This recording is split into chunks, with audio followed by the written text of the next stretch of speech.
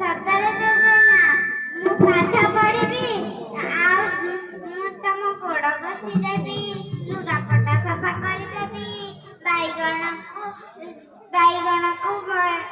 ପଖାଳକୁ ବାଇଗଣ ପୋଡ଼ା ସଜାଡ଼ି ଦେବି ଲେ ଲେ ଲେ ମଉଜ ପଖାଳ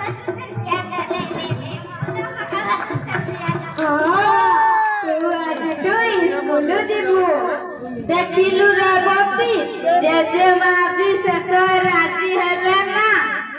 ଆଉ ଆପଣ ମାନେ ଦେଖିଲେ ତ ଜଣେ ଗାଉଲି ମଫସଲି ବୁଢ଼ୀ କେମିତି ତା ନାତୁଣୀକୁ ପାଠ ପଢେଇବାକୁ ଚାହିଁଛି।